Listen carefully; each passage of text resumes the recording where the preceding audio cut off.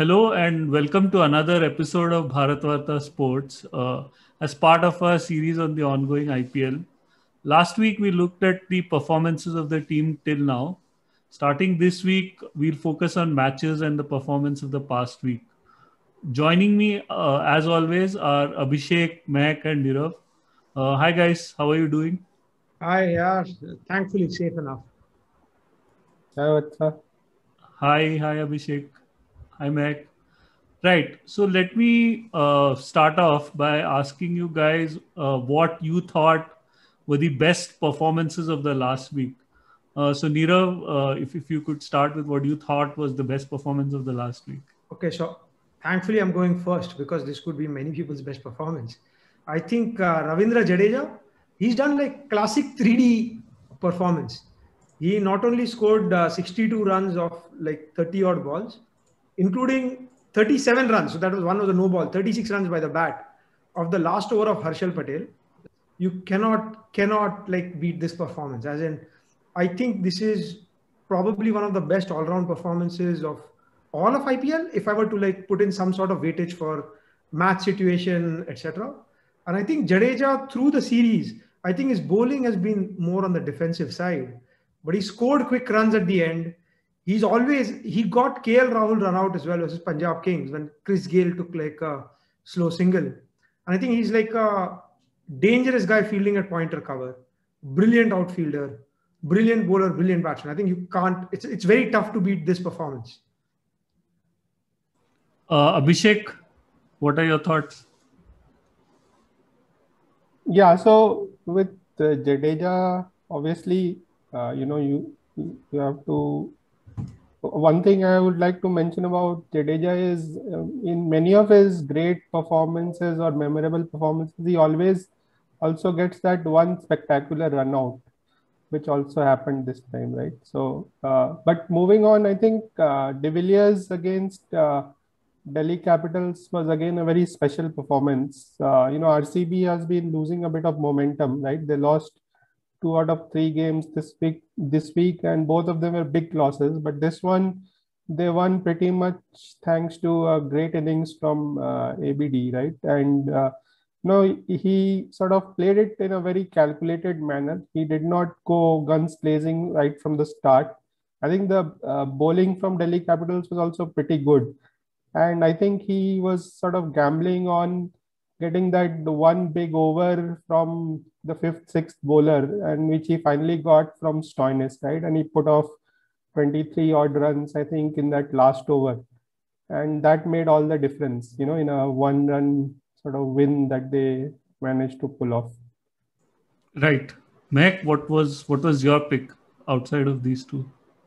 I think staying on Delhi Capitals, Prithvi Shaw's six fours to start off the chase. One of the craziest things that you'll see in T20 cricket. Um, it was funny because it came against one of his really good friends, and after the game, Shivam Mavi was going after him. But that performance set up a win in what could have been a tricky chase, especially what had happened in the previous game for them when ABD went off at the end. Uh, so not only did Prithvi set up the win, but that innings also ensured that Delhi got a significant boost in the net run rate. And as we're seeing, there are three teams which seem to be better than the others. So if it comes down to net run rate for second and third spot, that could be uh, all of these performances could be crucial in that regard. For ABD, I think we should also point out that the Delhi Capitals messed up their over calculations because Amit Mishra had an over left at the end. It's a big ground, and AB does have sort of a weakness against leg spin. In any case, if it's medium pace, he's going to find a way to get his runs. So one should have definitely used Mishra for that over rather than Stoinis. But team orders or whatever it is, whoever is to blame, that's a game that Delhi really had no business losing, but ended up messing up. Right. Good points. So this week we had a couple of very, very close games. SRH and Delhi Capitals went to a super over, which was won by Delhi Capitals. And then there was another very close game that between Delhi and RCB. In this case, DC ended up losing by 1 run. Nirav, your thoughts on these two games? How exciting were they, and how good to watch they were? So I think both these games were very exciting. I think Meg just mentioned about the RCB versus DC game, which I'd like to speak about like maybe first, though it happened later. So I think in that game, what I wanted to mention, like Rishabh Pant is still like a young captain, and he's made a couple of flaws. So one was the bowling change, where he had Amit Mishra bowling 1 over less, and Stoinis had to bowl the 20th over, which went for 20 odd runs, right? I think if he had shuffled the bowling around a little better, even if Stoinis had to bowl maybe like an over earlier at like maybe 16th or 17th, or Amit Mishra bowled 1 over there, versus like the 19th and 20th over have to be the strong bowlers, right? So I think that is a bit of a thing where Rishabh Pant, also like there was a sandstorm. This gives me memory of the old Sharjah thing, but this mini sandstorm which helped RCB with like less dew at the Ahmedabad ground. So that helped him a bit. And I think there's a little miscalculation. I think Pant and like Stoinis, Hetmeyer. Pant and Hetmeyer were going for it towards the end. I think Hetmeyer was the one batting with a much higher strike rate. And unfortunately, it was Pant who was there at the end. Like the last, so already they had a tied game earlier, just a day before. And like on this game, Pant had like, he needed 10 runs in the last 2 balls. He got 2 fours. That was actually like good bowling towards the death, where it bowled right outside the off stump. Otherwise anywhere in his arc, Pant can like swack it on the leg side for 6. So both were like wide full tosses outside the off stump, which kind of were like just hit over third man for 4. And I think it was good field placing, a little bit like I think in seniority of like Kohli as a captain, little more experience, took versus Pant. Maybe that just took them over. And that was like a really exciting game. You also saw AB de Villiers batting with pyrotechnics, and like Pant and Hetmeyer hitting towards the end. You had 46 to win of the last 3, right? And you got it. Whereas now if you go back to the SRH versus DC game, it was a little bit, so it was a different ground, obviously. So one of the last matches in Chennai, where the ball turned a lot, lower scoring ground, very good bowling by the spinners. So you had like, I don't remember any other game actually for the super over where both overs were bowled by spinners. So for SRH, I think it's very clear their best bowler is Rashid Khan. And you have Rashid Khan bowl the super over as a no-brainer. There also, I might have gone with Prithvi Shaw as the player in the super over, but they went with 2 left-handers, Dhawan and Pant. So I think that was a good decision by Pant. And on the other side, you had like Akshar Patel versus Williamson. And I think SRH is finding a way to kind of lose matches. They have a hole in the middle order. Jagdish Suchit did play a big cameo with Williamson. So they have a few stars. But somewhere in the middle order, before the lower middle order comes in, they have a big hole. So they could have won the game easily, and they messed it up. So I think that was somewhere they lost their way in the chase till like Jagdish Suchit and Williamson pulled it back. And in that part, I think it was a game for them to win, which they lost. And then finally DC won it in the super over, which was actually another very low scoring one, like 7 runs beat 8 runs, right? So you had 2 spinners bowling, very tight lines, just 1-1 boundary each. So that was a low scoring classic, a little more slow boiling tension game. Whereas the RCB versus DC game was free scoring, big hits, a lot of 6s over cow corner, and a few dropped catches near the boundary. So it was more the other type of free flowing game. But I think both were like really exciting games to watch. If any one of the audience hasn't seen it, please watch the highlights. I think even the highlights do like a fantastic job. I saw it on Hotstar, but yeah, whichever platform you watch it on, both were great games. Right. And there were a few leg glances in the super over as well. Not the traditional ones, but more with leg buys.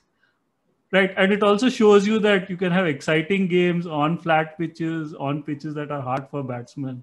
So I think that's a great advertisement for the game and the skills of the players, right? Mehak, one of the things we have seen in this IPL is how the uncapped bowlers have performed.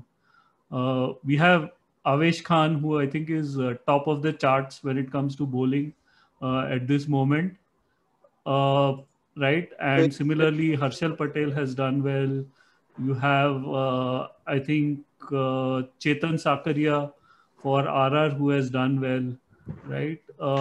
So how do you think that has happened? I mean, this is probably the first time I think in the first edition of the IPL you had I think Kamran Khan do well, but I mean he was a one-off, right? But this time you have multiple uncapped bowlers doing very well.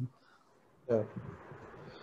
So I think first of all, Harshal Patel is the one leading the purple cap race, and he could very well break Chehel's record for most wickets in a season for an uncapped player. So I think he's on 17 after 7 matches, and Chehel had 23 in 2015. So that's a record that he will almost certainly break. Uh, Avesh Khan has been big for Delhi. Uh, because Rabada is not having a very good season this time. So Avesh is the one carrying the fast bowling for them this season. Uh, so for why it's happened, I think it's a combination of conditions. Harshal got to play for the first 3 matches in Chennai where he did really well. Had a 5 for a 2 for.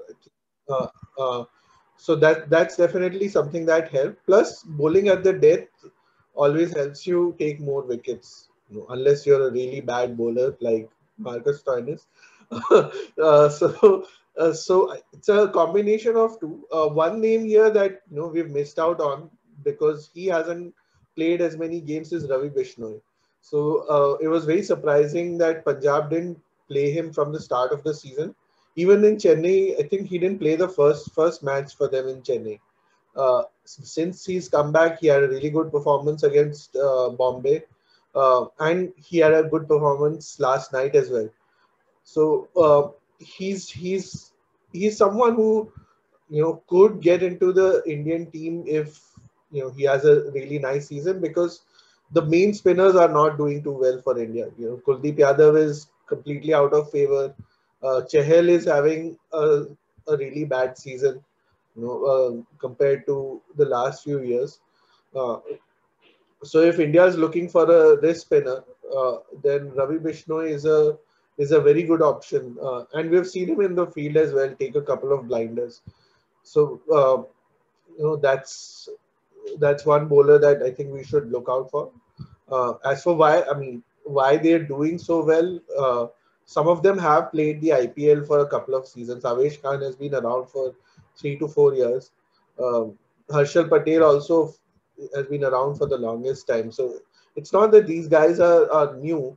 Sakaria is probably the only one who you can say is new, but he came in with a reputation, because he had a really good Syed Mushtaq Ali trophy. So if you bowl well, you're generally likely to take wickets, and let's hope that this continues.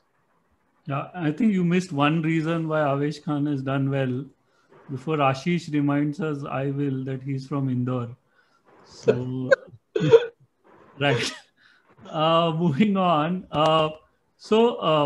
I think one thing we are seeing this time is that the usual suspects like MI and DC are continuing their move towards the playoffs. MI is now playing on a much better pitch in Delhi and will most likely make it to the playoff.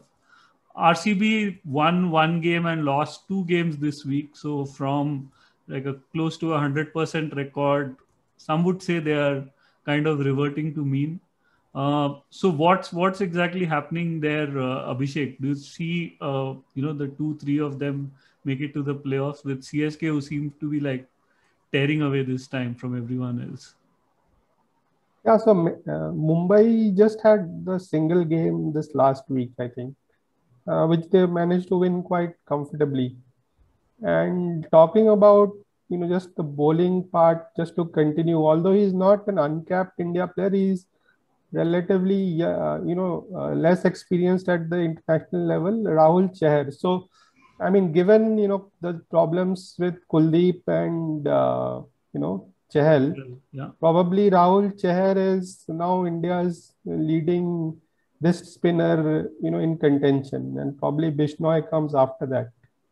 So he's had a decent tournament. I think he's the third highest or fourth highest wicket taker right now in the tournament. So he's been getting 2 or 3 wickets in most games.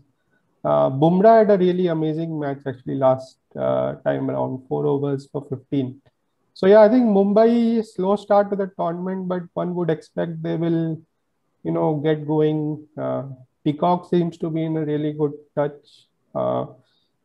And I guess their back end of their batting will now slowly, get into form with, Pollard and the Pandya brothers and so on. I think not all of them have really fired, but one expects that now, as you said, on a good pitch, they'll do well.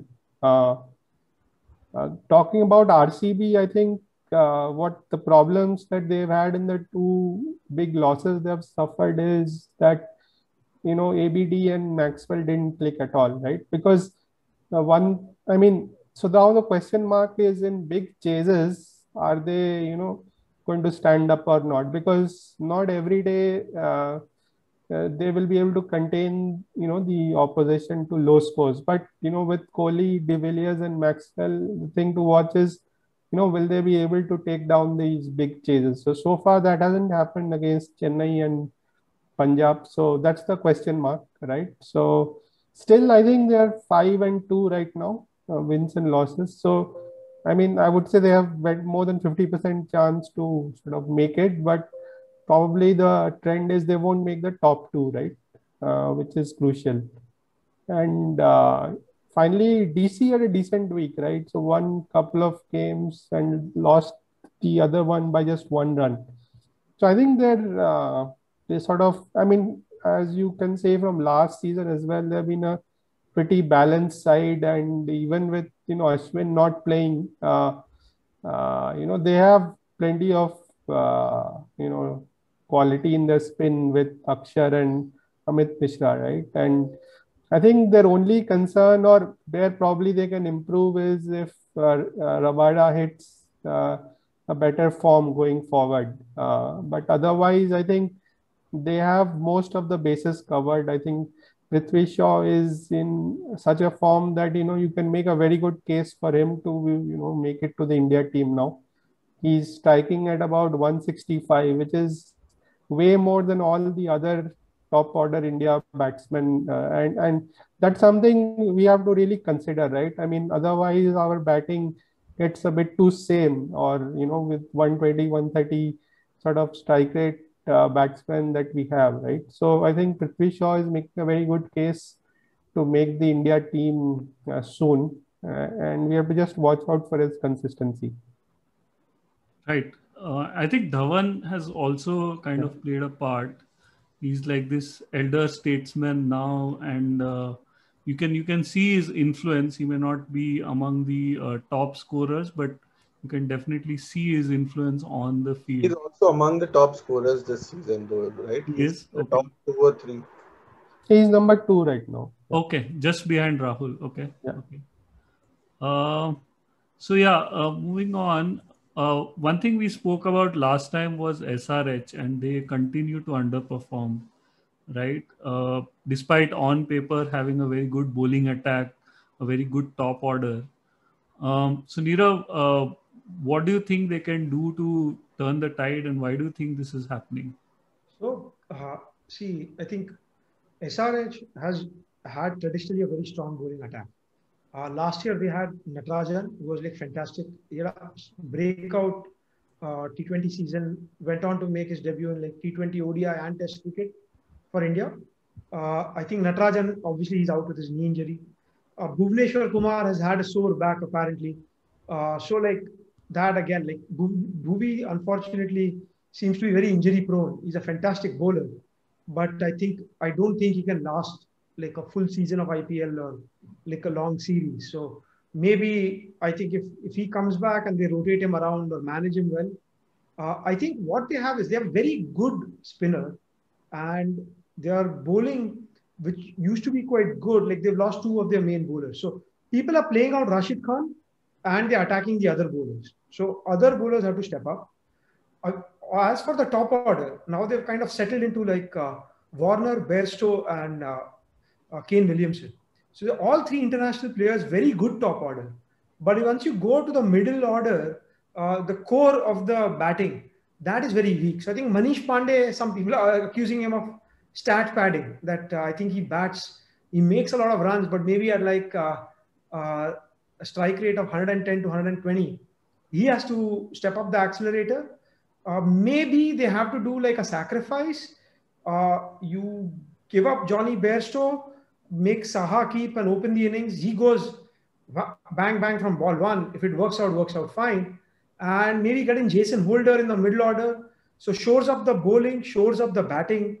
I think that is something that they could look at. Some of their India players, so like all of them, Abhishek Sharma, Abdul Samad, all of them are these spin bowling all-rounders, Jagdish Suchit.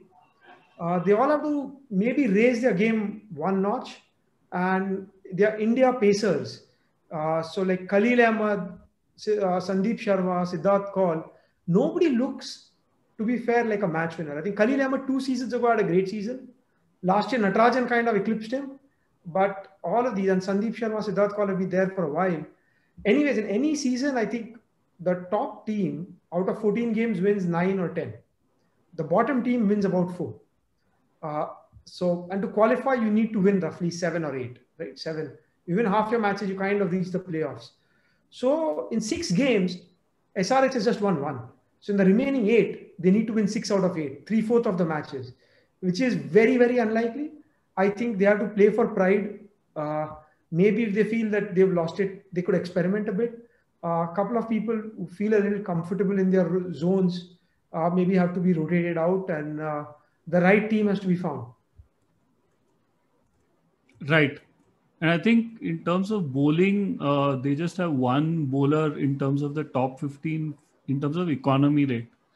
The others are all, below 15.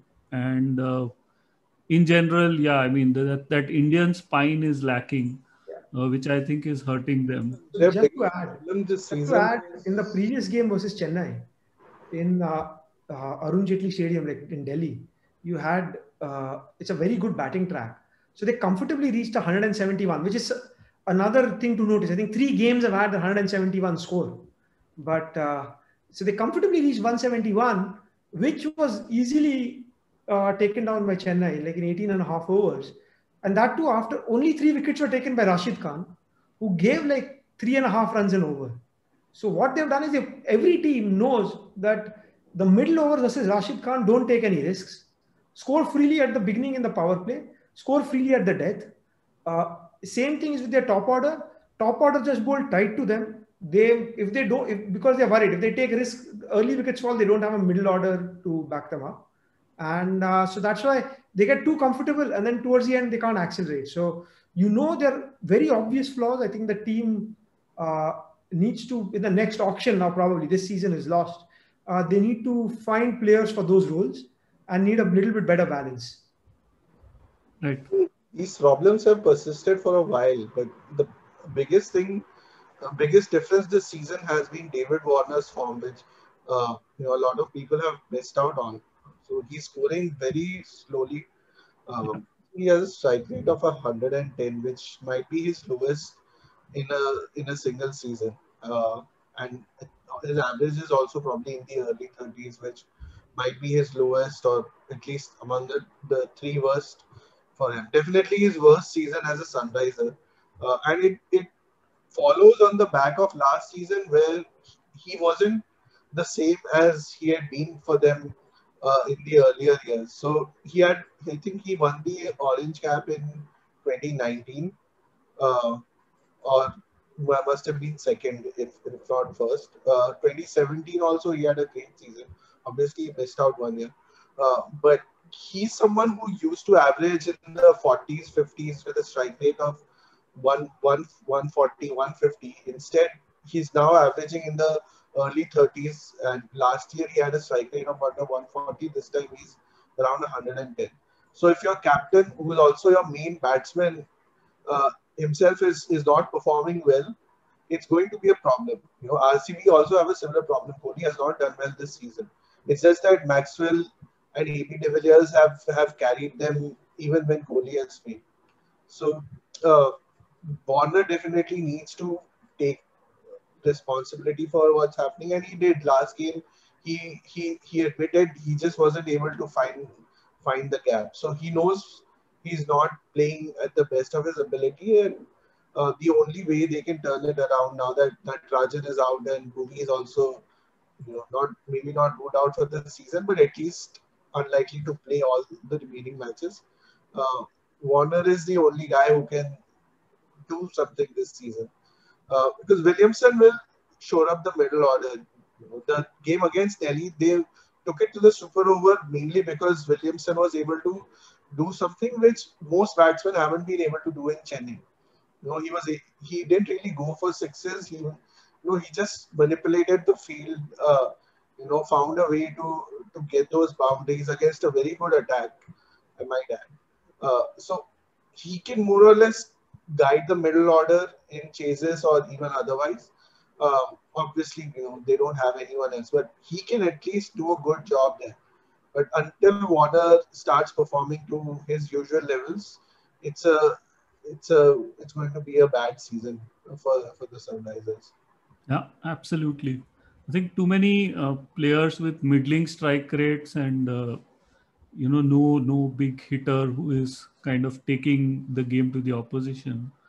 Abhishek, Chennai 2 wins out of 2. Last time we spoke about how good they are doing. Now I think it's becoming clearer that they are like one of the favorites this year in what could possibly be Dhoni's last IPL. So they must be looking to send him off, with a victory. What's driving this, turbocharged performance this year? Their batting has been very solid. I think Rituraj Gaikwad is now a very good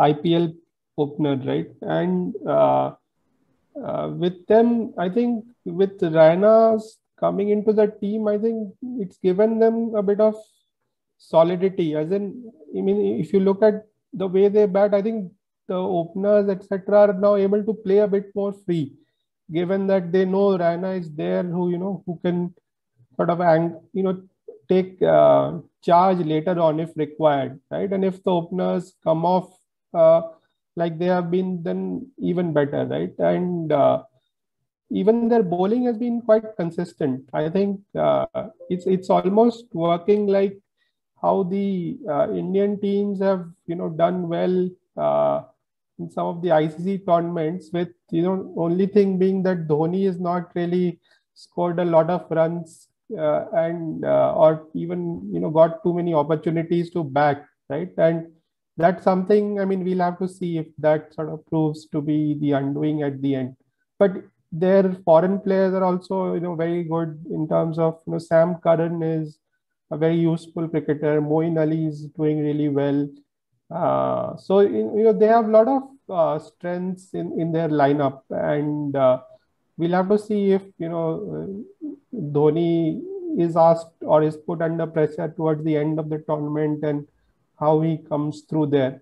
The only worry or question mark I would have on the current team is Shardul Thakur, right? I think he's going for way too many runs to be even be allowed to go away for comedy reasons, right? So I think that's a worry for CSK as well as the Indian think tank, who seem to be quite big on him in white ball cricket, right?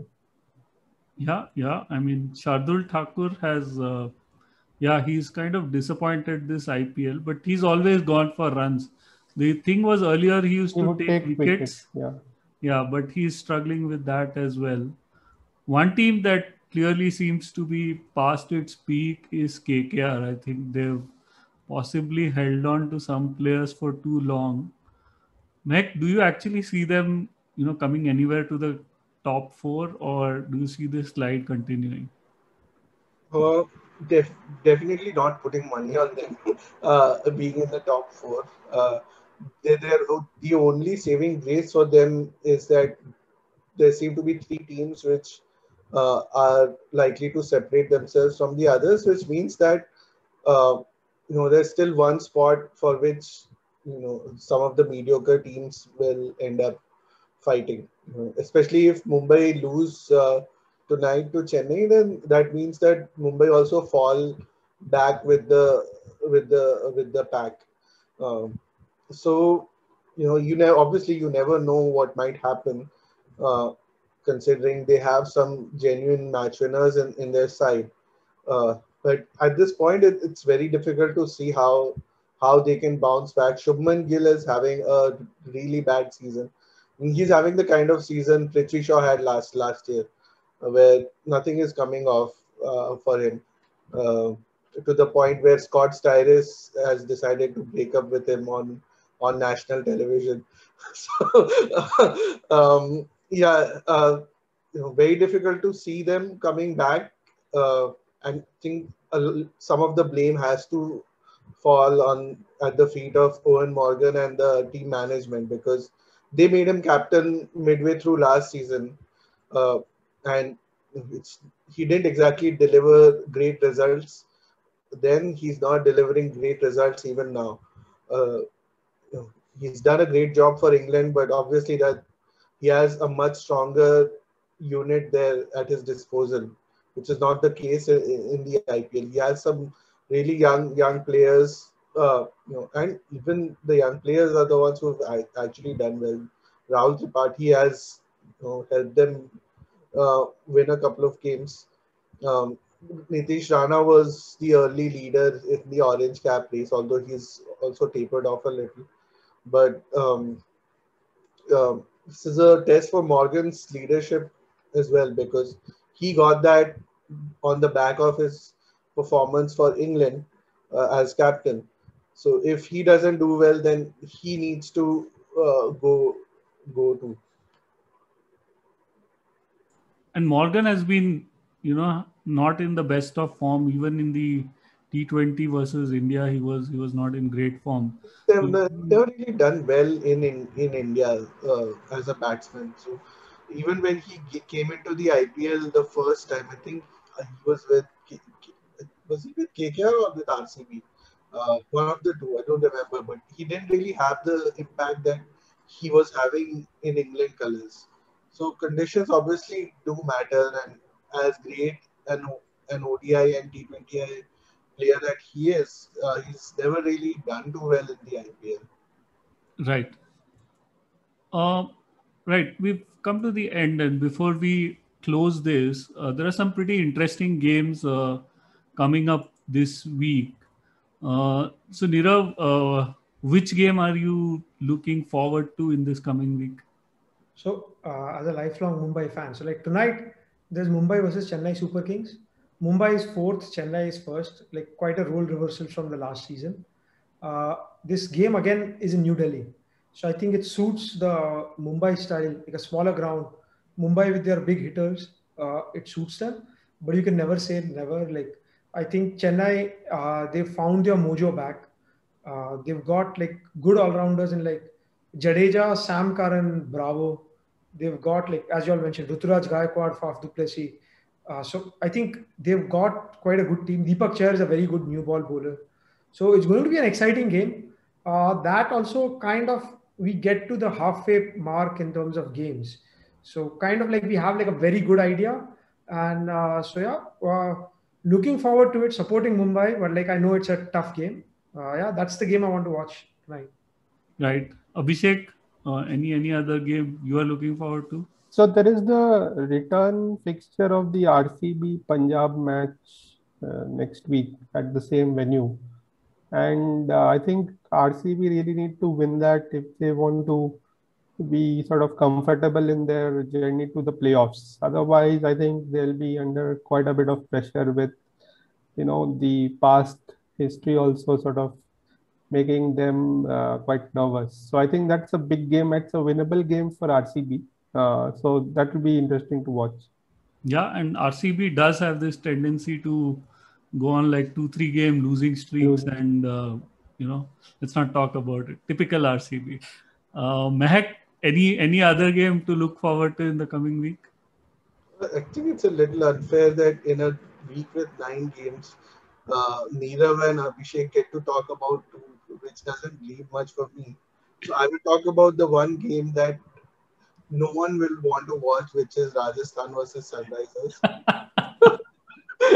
since I picked the short straw and had to pick last, so I'm just going to go with Rajasthan versus Hyderabad in the game that nobody cares about.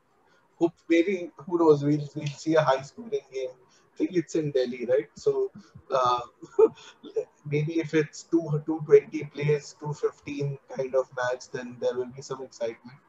Otherwise, these two franchises are among probably the least followed of the 8, maybe along with Punjab. So I'm going to pick the game that you can definitely miss, spend some time with your family, or do something else.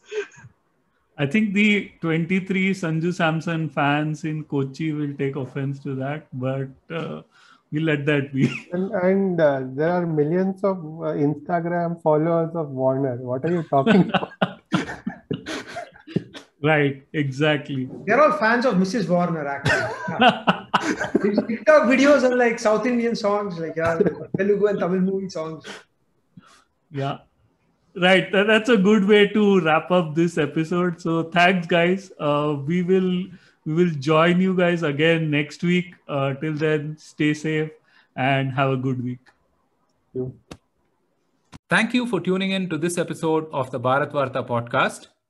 If you want to see more content like this, then don't forget to subscribe to our channel.